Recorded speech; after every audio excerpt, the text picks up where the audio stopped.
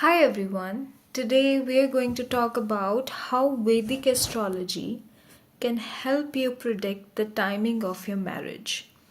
So, astrology offers clues about when marriage is likely to happen by looking at, just the specific houses or the planets and periods in your birth chart. And if you are curious about when marriage might be on the cards for you, let's explore how astrologers go about finding these answers. So, to start, the seventh house, which is called the house of marriage.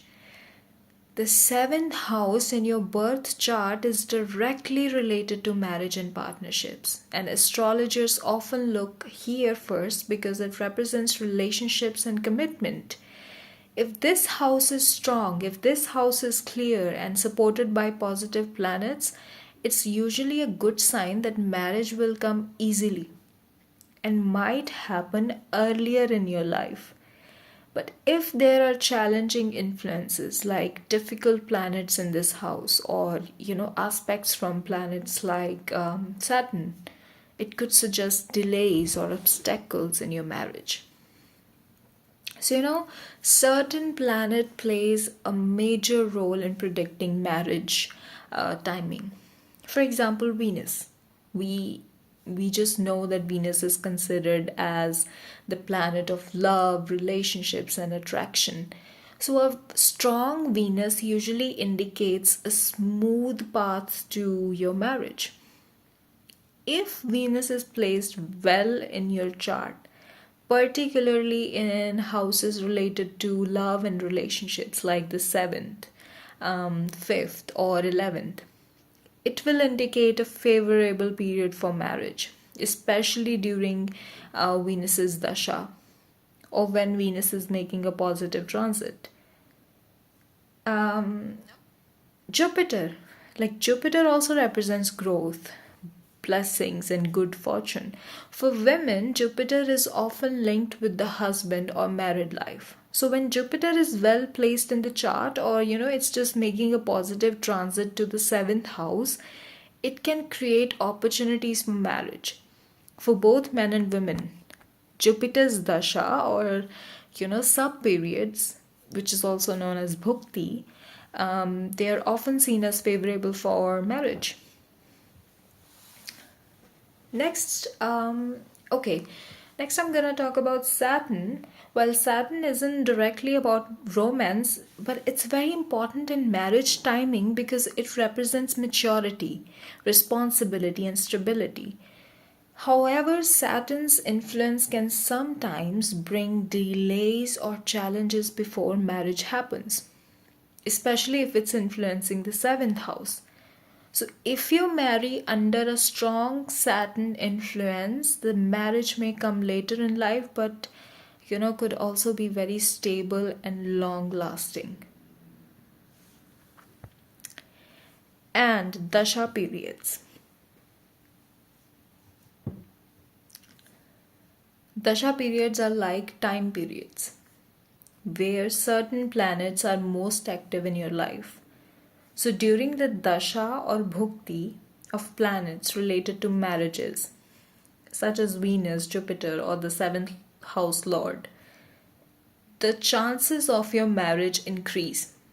For example, if Venus is your seventh house lord, and you are going through Venus's dasha, it it's gonna seen as a favorable time for marriage. And along with dasha periods, astrologers also look at transits, like when planets are moving through the sky, so to get clues about marriage timing. Certain transits like Jupiter, Venus, or even Saturn moving over your seventh house or just making an aspect to your seventh house lord can trigger marriage. For example, if Jupiter transits over your seventh house or seventh house lord, it's often considered a very good time for marriage. Venus transits over key points in your chart can also bring romantic connections and marriage opportunities. And of course, the Navamsha chart, which is also known as the D night chart. It's a special divisional chart in Vedic astrology that gives you a deeper look into your marriage and into your love relationships. So, astrologers look at both your main birth chart and your Navamsha chart when predicting marriage. So, if the planetary influences supporting marriage in your birth chart also show up in the Navamsha chart, it is gonna strengthen the possibility of marriage during that time. For example, if both Venus and Jupiter are strong in your birth chart and in Navamsha, it's often seen as a positive period for marriage. And in Vedic astrology, love marriage and arranged marriage are often indicated by different houses and planetary influences. The fifth house represents love and romance. So, if there is a strong connection between the fifth house and the seventh house, it can point to a love marriage. Arranged marriages are often indicated by the influence of the second house, which is known as family, and the seventh house without a strong fifth house connection. So, understanding these houses and their connections helps the astrologers get just a clearer picture of the type and timing of marriage. So, in Vedic astrology, predicting the timing of marriage involves looking at the seventh house or just the key planets like Venus, Jupiter, Saturn, Dasha periods, transit, and the D9 chart. And each of these factors offers clues that, when put together, can provide a very good sense of when marriage is likely to happen. Okay? Thank you so much for watching, and if you have questions about timing marriage in astrology or want to share your experience, let me know in the comments, and don't forget to subscribe to my YouTube channel. Thank you so much. See you in the